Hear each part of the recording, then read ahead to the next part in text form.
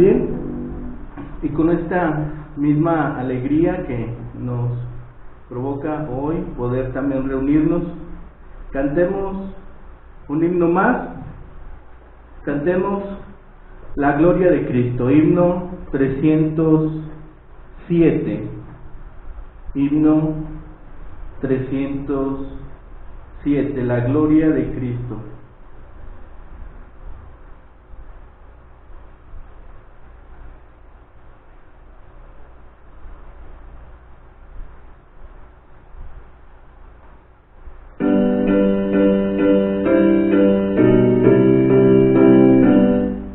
Bien, himno 307, la gloria de Cristo. ¿Sí?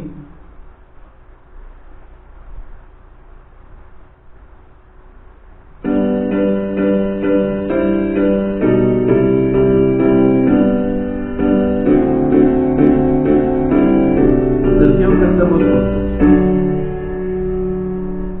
La gloria de Cristo al Señor cantaré, pues llena mi vida de gozo y paz.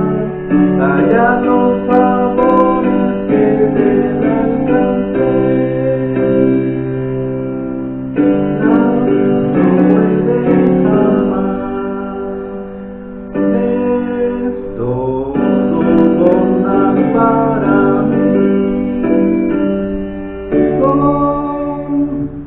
Nada puedo desear, pues todos mis santos deseos aquí están, solo Él los puede llenar.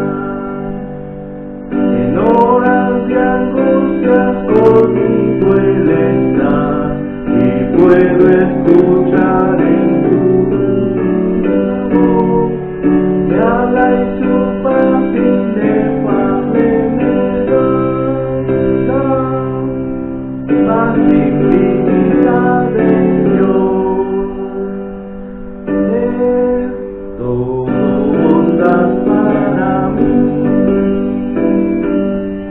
Con Él nada puedo desear, pues todos mis santos deseos aquí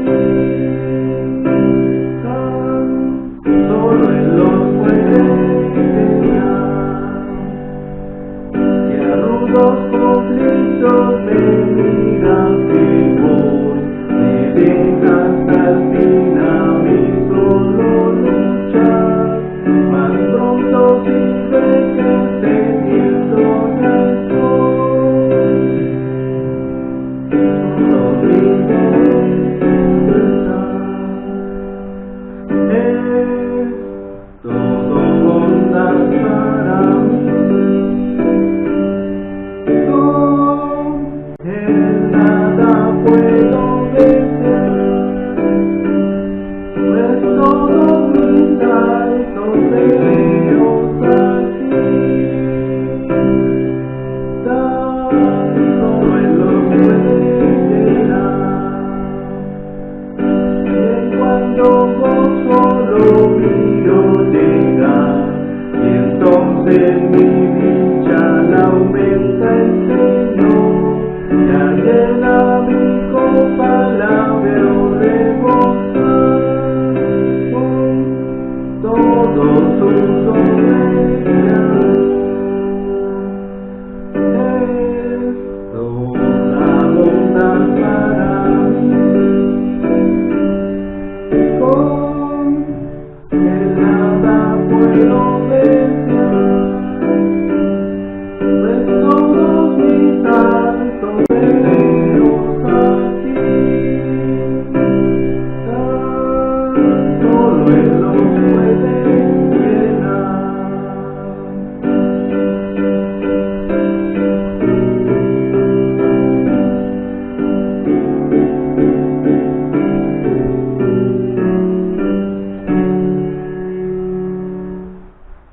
Bien, pues tenemos mucho gozo en el cual podemos hoy presentarnos delante de Dios y darle gracias por lo que nos permite, darle gracias por lo que está haciendo en nuestras vidas. Y hay temas en la Biblia que hemos estado revisando en estas semanas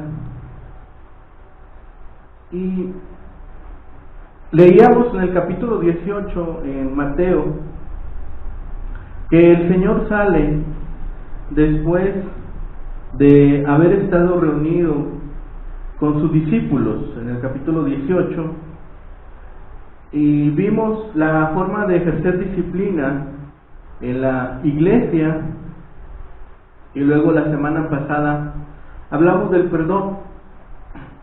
Y nuestro Señor como maestro ahora no solamente deja la enseñanza a ese nivel, sino que ahora nos da a nosotros la oportunidad de también entender sus palabras de forma personal, de forma íntima. Como a veces uso esta expresión, nuestro Señor hace su enseñanza personal.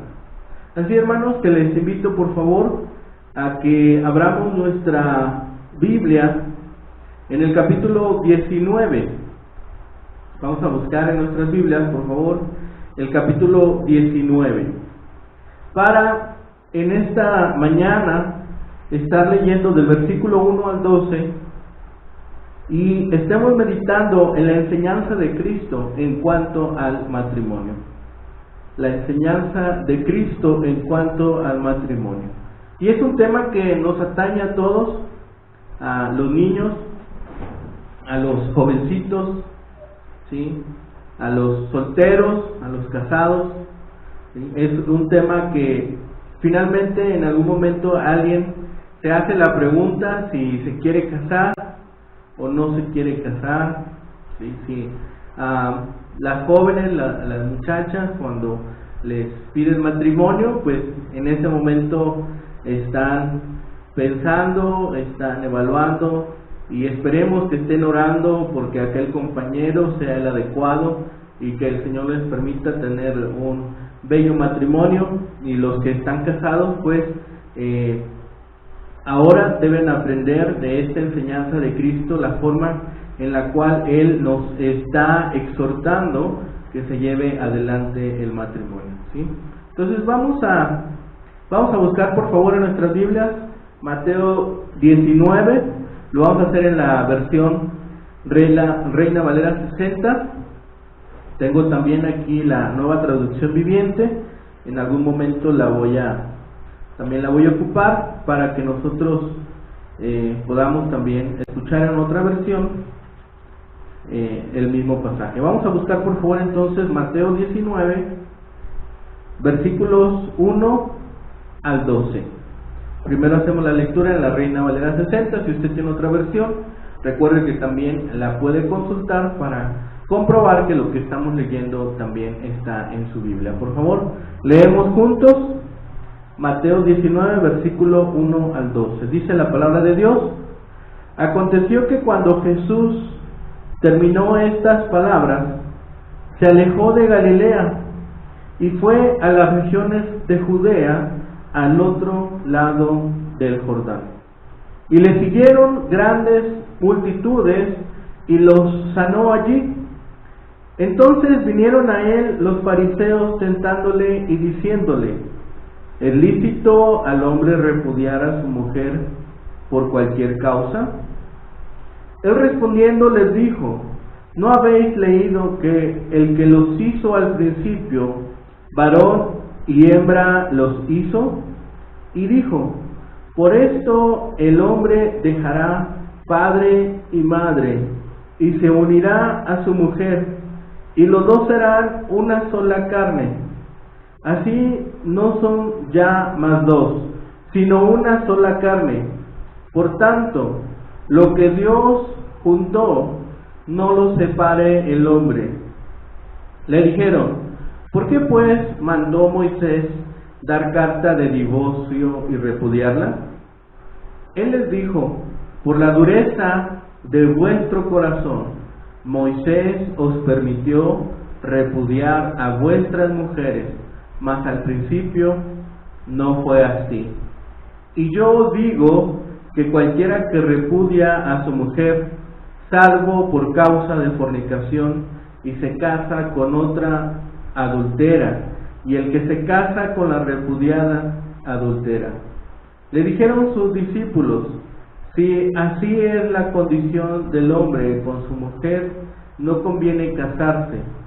Entonces él les dijo: no todos son capaces de recibir esto, sino aquellos a quienes es dado. Pues hay eunucos que nacieron así del vientre de su madre, y hay eunucos que son hechos eunucos por los hombres, y hay eunucos que asimismo se hicieron eunucos por causa del reino de los cielos. El que sea capaz de recibir esto, que lo reciba. Bien, entonces hoy estaremos revisando esta enseñanza en cuanto al matrimonio. Y sucede que Jesucristo va de regreso ahora, dice, se fue de Galilea y se va a las regiones de Judea, al otro lado del río Jordán.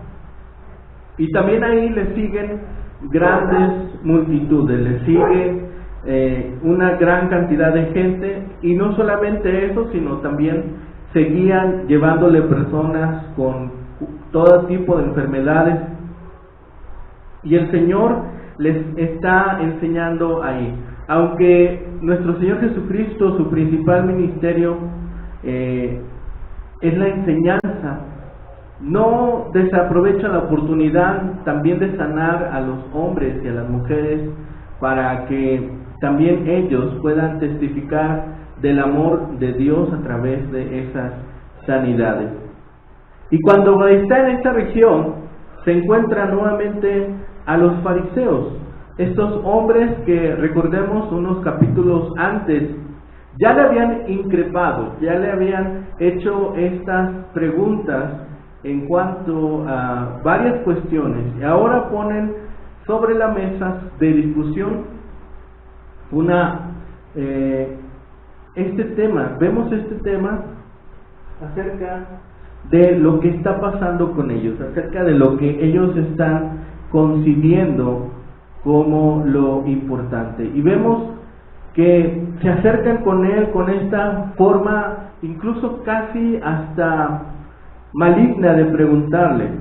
Dice: entonces vinieron a él los fariseos tentándole. La palabra que encontramos aquí para tentar es la misma que nosotros vimos para aquella tentación que el diablo usó con Cristo en el desierto. Si nosotros recordamos lo que había pasado en el desierto, aquel demonio, a Satanás, se acerca a Jesús y quiere tentarlo, y le pone distintas pruebas, ¿sí? Y el Señor en aquel momento responde con la palabra. Y es lo mismo que va a hacer ahora nuestro Señor Jesucristo con estas preguntas que hacen estos hombres llamados fariseos. Nuestro Señor les enseña aquí que la unión de marido y mujer no debería romperse nunca, excepto que haya tenido lugar un acto de infidelidad. Mientras que los propios rabinos en ese momento en Israel se dividían en cuanto a la interpretación de Deuteronomio 24, versículo 1, ¿sí?, que habla de la carta de repudio. Por un lado había entre los rabinos maestros, una escuela se llamaba Shammai, que sostenían que el adulterio era el único motivo de divorcio, mientras los liberales de la escuela de Hillel eran partidarios del divorcio, y ellos decían: se pueden divorciar casi por cualquier causa, aún por disgusto personal. Desde el punto de vista bíblico, desde la concepción bíblica, desde la palabra de Dios, El matrimonio abarca una doble finalidad: lograr que el ser humano, hombre y mujer, no permanezca aislado y que se propague la prole, que se propague la especie. Los hebreos consideraban el matrimonio como algo sagrado, santificado y dedicado a alguien. Es la idea de que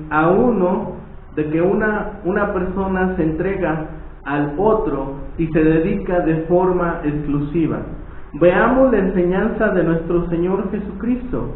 ¿Cómo es que Él está hablando de estas cosas? Primero, está hablando de la ley que se da en el Edén, ¿sí? El mandato que se da originalmente. Estos hombres, los fariseos, llegaban con Jesús y le preguntaban: ¿es lícito? Pero Jesús regresa al diseño original. ¿Dónde está el diseño original? El diseño original lo encontramos aquí en Génesis. Si nosotros revisamos los primeros 2 capítulos de Génesis, vamos a encontrar la forma en la cual Dios establece el matrimonio. Dios instituye el matrimonio en el Edén, y el propósito original de Dios era que el hombre se casara con una sola mujer, y solo la muerte rompería esta unión. Los fariseos habían convertido una ley en una excusa para divorciarse de sus esposas. Jesús hizo ver que la unión original, hombre-mujer, bendecida por Dios, fue con el propósito de que no fuera violada la unión conyugal, haciendo de los dos una sola carne, haciendo una sola unidad. Ese es el pensamiento de Dios, ese es el lineamiento de Dios, lo que Dios estableció. Y estos hombres llegan, dice: ¿es lícito repudiar a su mujer por cualquier causa?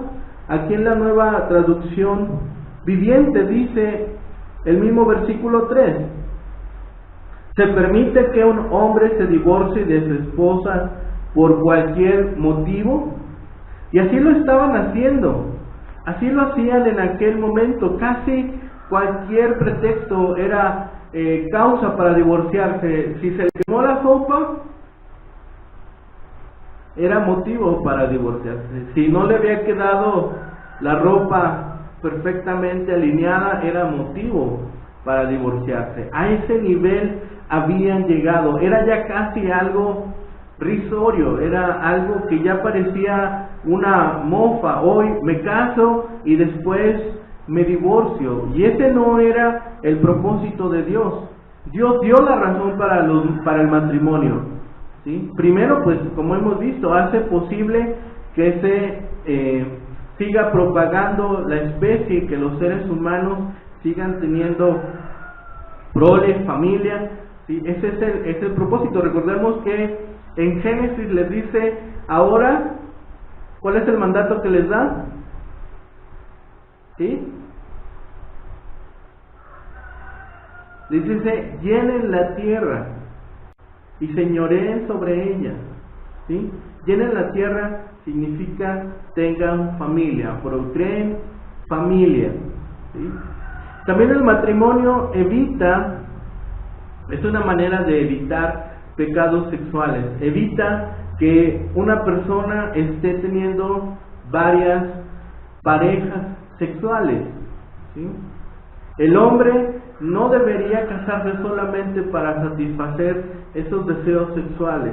Debe hacerlo para que pueda tener satisfacción en su esposo o esposa, y también tener hoy familia, procrear más familia, ¿sí? Entonces, esos eran los propósitos de Dios. Además, el apóstol Pablo, utiliza esta imagen de la relación de Cristo con la iglesia basado en la familia. Por favor, vamos a buscar Efesios. Ayúdenme a buscar Efesios capítulo 5, versículos 22 y 23. Efesios 5, 22 y 23. Si alguien lo tiene, por favor nos ayuda a leer.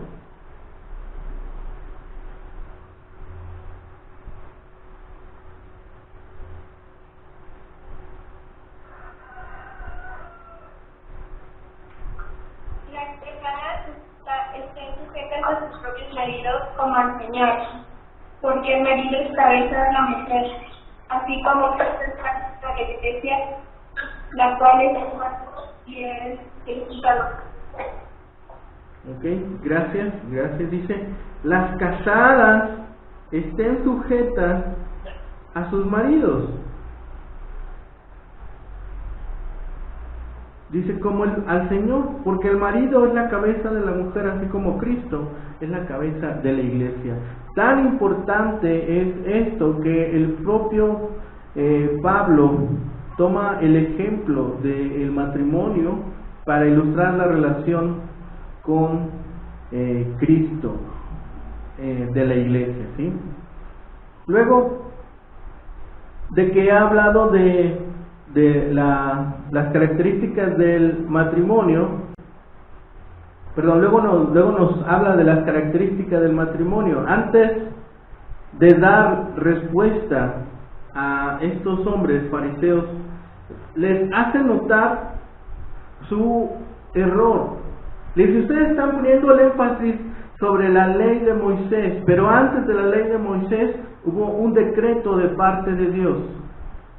Parece que les dice, ¿no han leído Génesis? La unión matrimonial es aún más fuerte incluso que la relación familiar anterior. Porque dice la palabra, le recuerda a Jesús, versículo 5, y por esto el hombre dejará padre y madre y se unirá a mujer y los dos serán una sola carne. El matrimonio es una unión establecida divinamente. Es una unión que el Señor ha demandado que sea así. Dios estableció el matrimonio y solo Dios puede regir su carácter y sus leyes. Dios había tomado de la costilla de Adán a Eva, con esos elementos del costado de Adán formó a Eva. Así que cuando el hombre estaba repudiando a su esposa, cuando el esposo estaba repudiando a su esposa, equivalía a desunirse de una parte de sí mismo que había salido junto a su corazón. Esa es la ilustración que Dios les hace, que Jesucristo toma este elemento, dice, están ustedes repudiándose a sí mismos, están echando de sí una parte de su cuerpo, porque dice, los dos son una sola cosa. Si yo le dijera a cualquiera de ustedes, tomen un cuchillo y arránquense un brazo, me dirían que estoy loco. ¿Sí? Me dirían que se me ha zafado un tornillo. Y tendrían razón.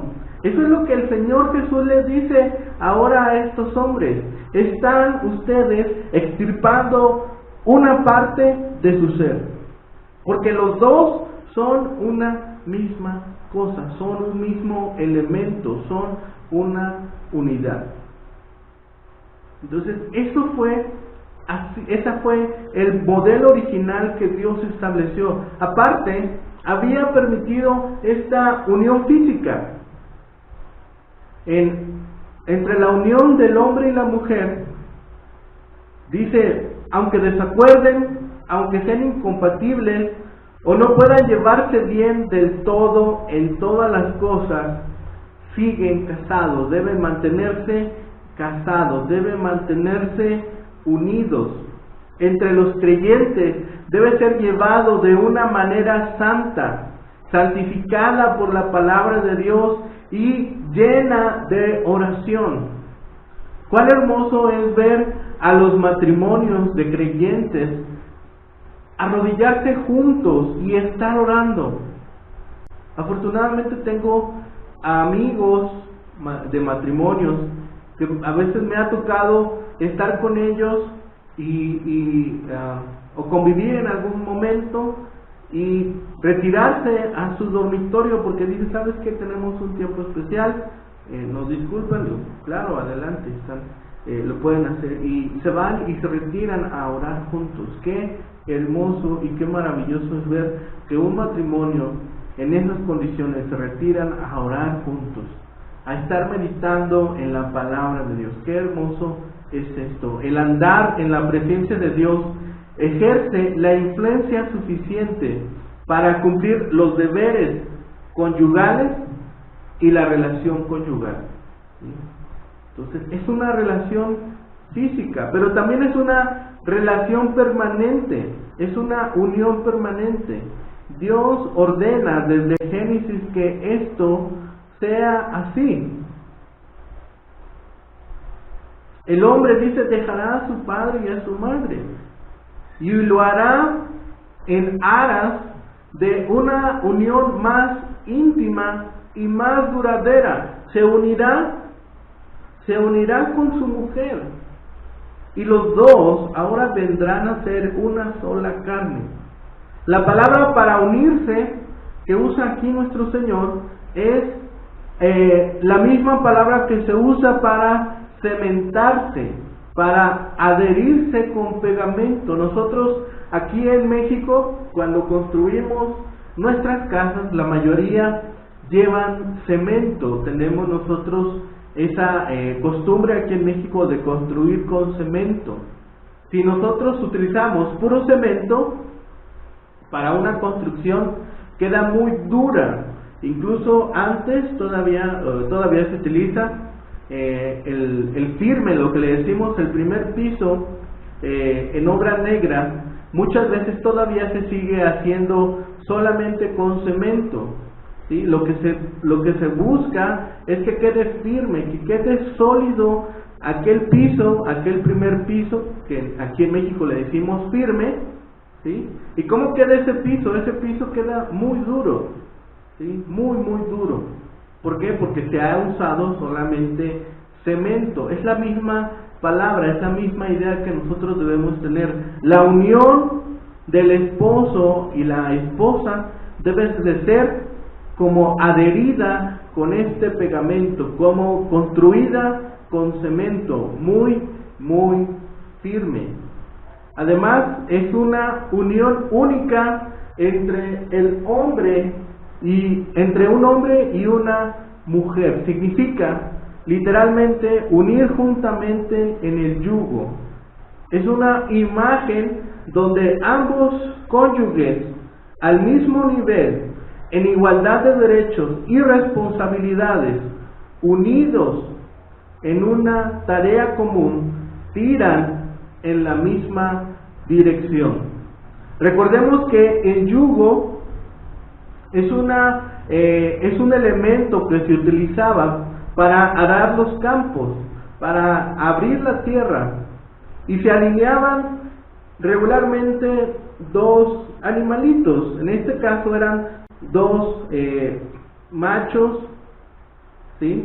Dos machos de vacunos, ¿sí? Y se ponía sobre ellos el yugo, que era un elemento de madera que sostenía a veces tanto cuello y cabeza, y estaban unidos ambos animalitos, y con eso, aunados a una punta o a un arado, ¿sí? Iban abriendo la tierra. Entonces, mientras más unidos, mientras más sincronizados iban estos dos animalitos, mejor era el trabajo que estaban ejerciendo. Por eso esta palabra de unión conyugal nos lleva a esa imagen, dos elementos a un mismo nivel, en igualdad de derechos, en igualdad de responsabilidades, unidos en esta tarea común, ¿sí?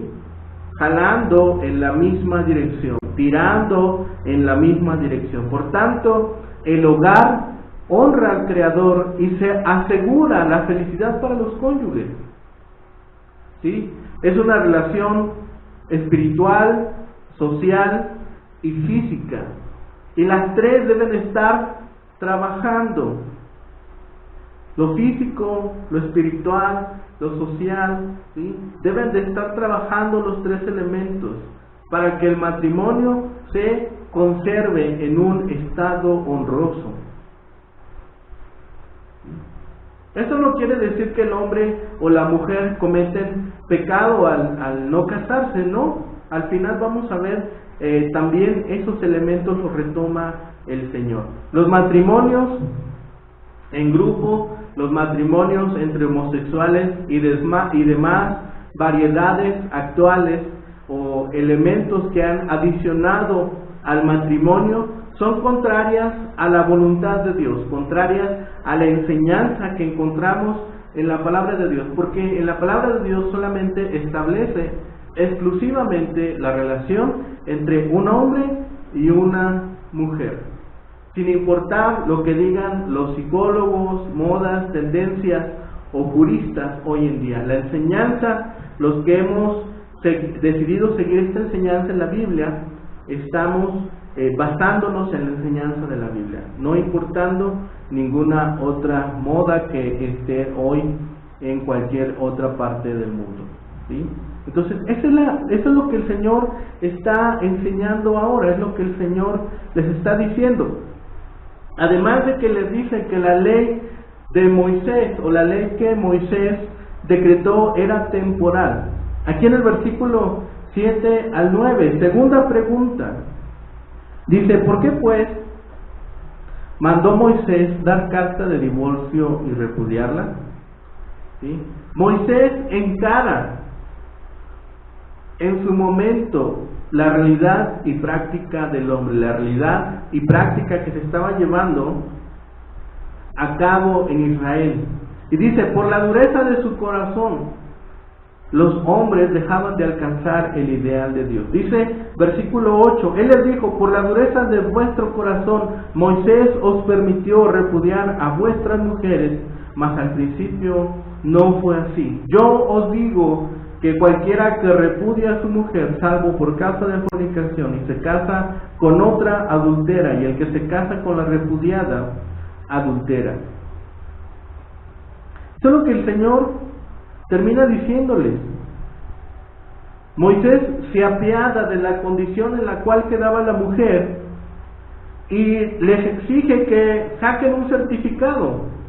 El certificado pues requería varios días, requería ayuda legal, incluso podría significar regresar la dote e implicaba volver a casarse, ¿sí? Y Moisés hace esta medida para disuadir, tal vez disuadir que se quisieran divorciar, pero como lo hemos dicho al principio, el pueblo de Israel ya lo tomaba casi como un juego. Hoy me caso, no me gusta cómo hace la sopa, me divorcio y tomo otra esposa, ¿sí? La naturaleza del permiso de Moisés fue esa. Moisés no ordenó el divorcio, sino que solo lo permitió. El ideal de Dios no era que hubiese divorcio. El certificado de divorcio ponía ciertos límites a los derechos que se ejercía sobre la mujer y servía como certificado, dando derecho a la mujer de que no fuera reclamada después de que pasara ese tiempo, ¿sí? O que el esposo pudiera acusarle de adulterio. Recuerden que en aquel momento el adulterio era castigado con morir apedreado. Jesús les dice que, les repite en este momento que el matrimonio es de por vida, es para siempre, es para toda la vida. Les habló con firmeza en una sociedad en cual el matrimonio se había vuelto casi algo que podía revocarse en cualquier momento, en la cual lo estaban disolviendo con mucha facilidad. Rectifica la distorsión que habían introducido los fariseos. La ley no mandaba repudiar a la mujer, sino que solo lo permitía, en sentido de tolerarlo, no de aprobarlo, y mandaba que se le diera a la mujer este documento. Y esto se hizo porque había dureza en el corazón de estos hombres. No hay mayor dureza en las relaciones de este mundo que la dureza de corazón de un hombre hacia su propia mujer. Les acabo de decir hace un instante, ¿qué dirían ustedes si ahora les pido que se arranquen un pedazo de su brazo? ¿Me dirían loco? ¿Sí? Es lo mismo que estaba pasando. Ahora, les dice, ¿qué pensarían si yo les digo que aparte de arrancarlo, ¿sí?, lo avienten a un lugar inmundo y que ahí lo dejen? El corazón de los israelitas se había endurecido contra Dios y contra el prójimo. Si se había endurecido contra Dios y se había endurecido contra el prójimo, no era causa de asombro que estos hombres estuvieran ahora repudiando a sus esposas. Se les había permitido el repudio. De los males, el menor. Hoy sabemos que el Evangelio de Cristo puede sanar cualquier corazón. Hoy sabemos que por la misericordia de Dios, cualquier corazón endurecido, dice, ese corazón de piedra se hace un corazón de carne, que vuelve a trabajar, que está activo, que está cumpliendo su propósito, que late, que siente, que se aboca en amar, que cumple su función. Por eso Jesús apela a la institución original del matrimonio. Los fariseos basan su discusión en Deuteronomio. Jesús les responde con las bases, con el origen, con Génesis. Las corrupciones que se introducen en todo lo que ha sido instituido por Dios tienen remedio. Debemos recurrir a la forma en cual en un principio se configuró y dio vida a la institución. Si una copia resulta de algo en algún elemento defectuosa, debe examinarse y corregirse a la luz del original. Y Jesús termina esta parte de la enseñanza declarando ahora la norma correcta para resolver este caso. Los creyentes debemos tener cuidado al escoger un compañero y una compañera de por vida. Debemos de estar atentos a ellos. ¿Por qué? Porque el enemigo va a exagerar las fallas y las insuficiencias del cónyuge. Va a sembrar sospechas, va a sembrar celos, provocará la autocompasión, insistirá en que merecemos algo mejor, hará la engañosa promesa de que las cosas serían mejores con alguna otra persona, hará promesas de que si disolvemos esa institución sagrada, esa institución divinamente establecida, estaremos mejor. Fue el mismo engaño que la serpiente utilizó en Génesis. Es el mismo engaño que el enemigo quiere sembrar en nuestros corazones y en nuestras mentes, pervirtiendo la palabra de Dios. Escuchemos las palabras de Jesús y recordemos que Dios puede cambiar y quitar cualquier dureza en el corazón. Además, Jesús les dice la naturaleza de este permiso. Jesús les dice, bueno, lo hizo por la dureza de su corazón. Ese fue el motivo. Dios ha dado el matrimonio a la gente pensando en su bienestar y mejoramiento.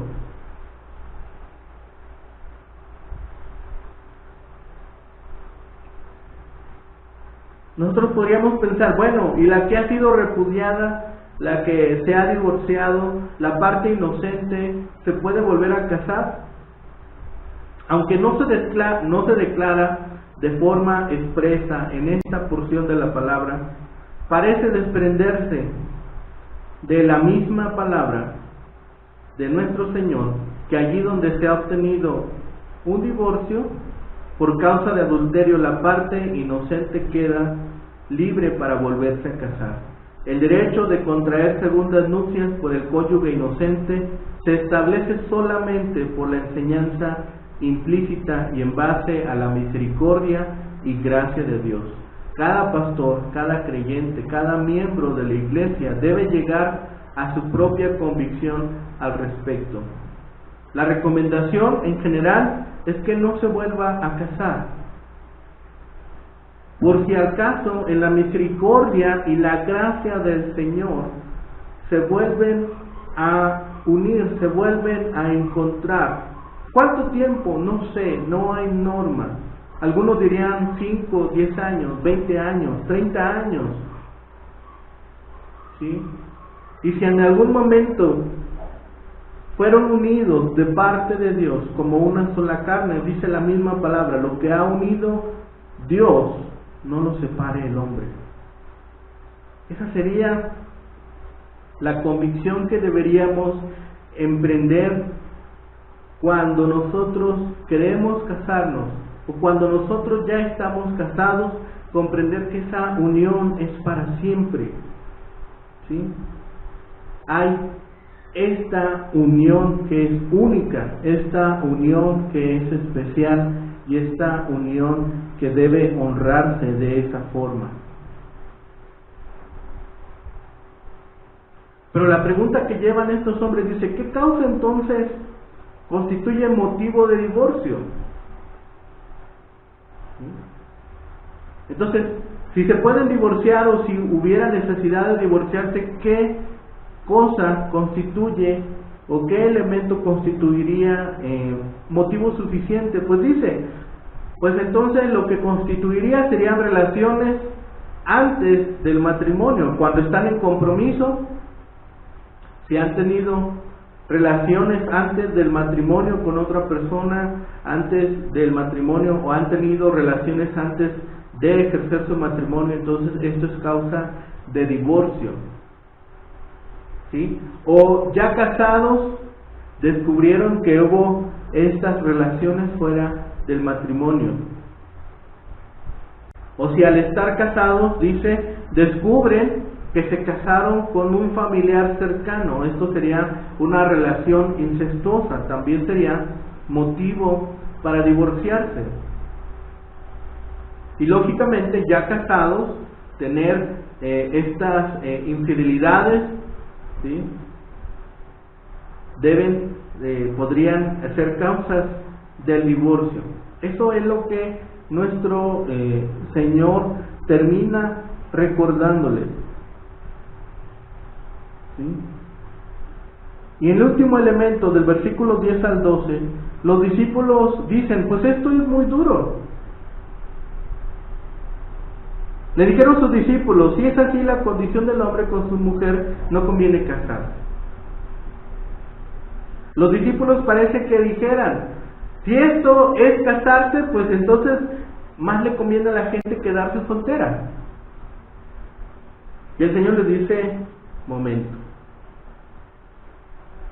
Dicen, no todos son capaces de recibir esto, sino a aquellos quienes es dado. ¿Sí?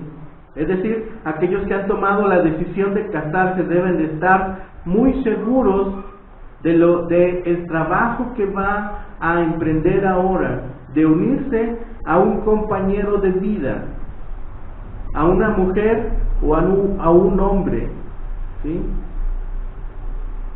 Debe de estar consciente del trabajo que implica, de las circunstancias que van a requerir en su vida el estar con otra persona. Por eso dice el Señor, el corazón humano es engañoso y perverso, busca la propia conveniencia y aborrece la restricción del yugo. Si ser cónyuge significa estar unidos al mismo yugo, cuanto más ajustado sea el yugo y uniforme sea el paso, tanto más fácil será la marcha. Amor y mansedumbre van a ser los elementos que va a permitir que el matrimonio fluya de una manera más rápida, de una manera más sencilla, con un movimiento, con un desplazamiento más firme. Se necesita la gracia de Dios también en el matrimonio para hacerlo. Es algo bello cumplir con esta institución y cumplir así el propósito de Dios. El cumplimiento fiel de las responsabilidades matrimoniales va a requerir gracia. Esta gracia es un don de Dios. No podemos ir a la tienda y decirle al de la tienda, deme 3 kilos de gracia. Va a decir, usted está loco. Eso no existe. La gracia la recibimos de Dios. Sin esa ayuda divina es imposible que nosotros podamos cumplir con esta institución del matrimonio adecuadamente. Para terminar, dice el Señor, hay condiciones en las cuales los hombres pueden estar exentos de cumplir esta institución. A veces dice si son nacidos de esa forma, desde el vientre de su madre, algo sucedió en sus aparatos reproductores, algo pasó en su fisionomía, que no son capaces de llevar adelante un matrimonio. Dicen, pues ellos no pueden quedarse sin casar y depender de la gracia de Dios y la misericordia de Dios nuevamente para llevar adelante su existencia. Hay otros, dices, que han sido castrados de manera forzada o por alguna necesidad. Hoy sabemos y conocemos que a veces algunas operaciones médicas llegan a generar algún daño o llegan a estar generando alguna condición en la cual las personas quedan pues sin esta capacidad de reproducirse. Entonces dice el Señor también a ellos, incluso en la antigüedad existían los castrati, ¿sí? Los cantantes de ópera en el siglo XV que eran ablacionados de sus partes sexuales para que pudieran conservar la voz que tenían de jóvenes o de adolescentes. Más antes, en la época de los reyes, a los eunucos de la corte imperial se les cortaban también sus elementos sexuales para que estos sirvieran de guardias y no hubiera ninguna complicación de que pudieran llevar progenie dentro de los dominios del rey. Entonces dice el Señor, a estas personas sí se les permite que puedan llegar a esa exclusión de esta institución, ¿sí? La conclusión es que Cristo ve más la actitud de los fariseos en cuanto a la ley y en cuanto al matrimonio que al tema del matrimonio en sí. Es decir, ponen el énfasis sobre la ley, no sobre lo que está normando la ley. ¿Sí? Ponen el énfasis sobre cómo deshacerlo, más de cómo llevarlo adelante. Sabemos hoy en día, reconocemos que la unión matrimonial involucra 3 elementos: el hombre, la mujer y a Dios. Dios, hombre y mujer son los 3 elementos que deben de estar presentes en un matrimonio. Finalmente, disponerse a vivir una nueva experiencia juntos como una sola carne no es un trabajo sencillo. Es necesaria la gracia de Dios para completarla. Pensemos, ¿cuáles son las implicaciones que estos principios hablan hoy a nuestra vida? ¿Cuál es la actitud que debemos cambiar si ya estamos casados? Y los que no estamos casados, ¿Qué actitud debemos tomar ante esta institución? Los que están casados, ¿qué elementos deben ajustar en su vida matrimonial hoy? Y los que estamos solteros, ¿cómo podemos participar de esta institución del matrimonio si nuestro deseo es casarnos? Debemos estar orando a Dios, debemos estar meditando a Dios y estar pidiendo de Dios esta fortaleza y esta gracia para llevar adelante esta institución. Vamos a entonar otro himno, por favor. En esta ocasión es el himno 312, por favor. Himno 312, nuestra fortaleza, nuestra protección. Himno 312.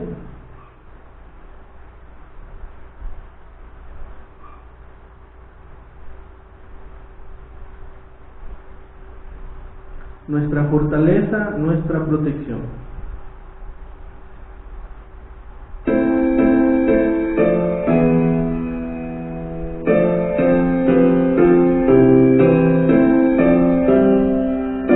Bien, cantamos juntos. La fortaleza, nuestra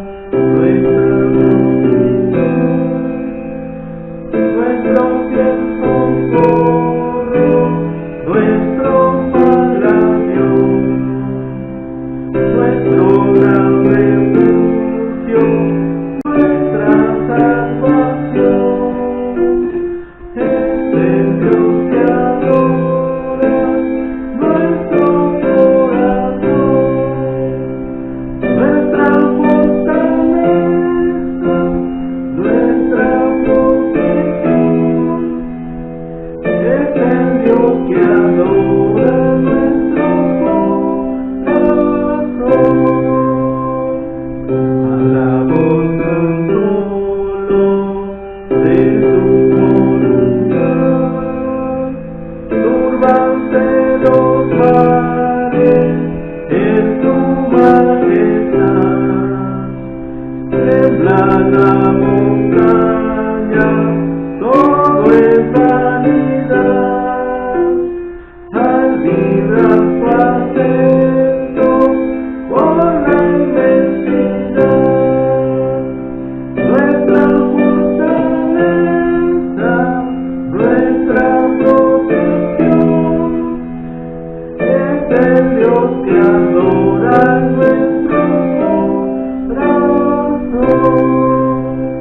De otros en sus fuerzas llenas de exaltar, fuerzas el mundo nuestro vencerá. Nunca todas ellas se han de comparar con la que podemos en el cielo hallar. Nuestra fortaleza, nuestra protección, es el Dios que adora nuestro corazón.